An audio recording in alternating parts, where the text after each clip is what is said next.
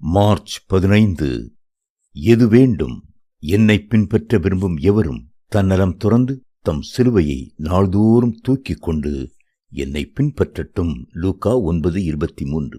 4 சுவிசேஷங்களிலும் சொல்லப்பட்டதும் மத்தேயு, லூக்கா ஆகிய நற்செய்தியாளர்களால் இருமுறை வலியுறுத்தப்பட்டதுமான இயேசுவின் வார்த்தைகள் சீடத்துவத்தை பற்றியவையே. மத்தேயு 10:38, மார்க் 8:34, லூக்கா 9:23, யோவான் 12:25. இயேசுவிடம் வருவோர் அநேகர், இயேசுவின் பின் செல்வோரோ மிக சிலர். என்னிடம் வாருங்கள் என்பது ரட்சிக்கப்படாதோருக்குச் செய்தி. என் பின்னே வருவதால் சிராக்கியங்களை பெற்றுக் கொள்கிறோம். அவரை பின் செல்லும் போதோ முக்கியமாக சிரமங்களை சகிக்கின்றோம். இயேசுவிடம் வரும்போது பாவ மன்னிப்பு பெறுகின்றோம்.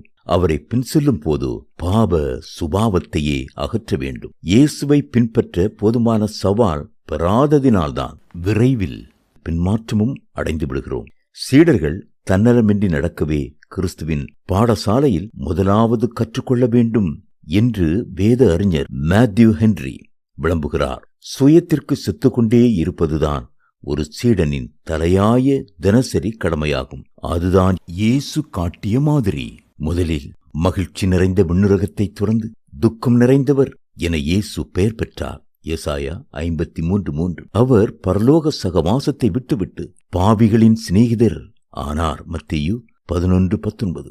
தேவத்துவத்தின் நித்திய மகிமையை விட்டு ஆகாதென்று தள்ளப்பட்ட கல்லானார். 1 பேதுரு 2:7. பணிவிடை ஆவிகளின் சேவைகளை எப்பொழுதும் பெற்று வாழ்வதை விட்டு தாழ்மையான அடிமையானார். பிலிப்பியர் 2:7-8.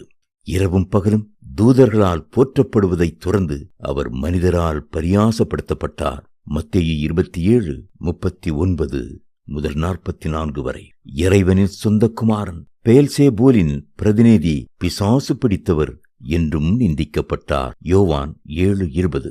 இவ்வாறு சிலுவைக்கு ஆம் என்று கூறிய சுயத்திற்கு இல்லை என்பதுதான் சீடத்துவம். சிலுவைக்கு ஆம் என்பது சுயத்திற்கு இல்லை என்பதை விட கடினம். இரண்டையும் செய்தால்தான் கிறிஸ்துவுக்கு உண்மையான சீடராய் இருக்க முடியும். யார் வேண்டும் நாதா நீரல்லவோ, எது வேண்டும் நாதா நின் அன்பல்லவோ, பாழாகும் லோகம் வேண்டாம் ஐயா, வீணான ஆசை வெறுத்தேன் ஐயா. வி. Hezekiah Francis.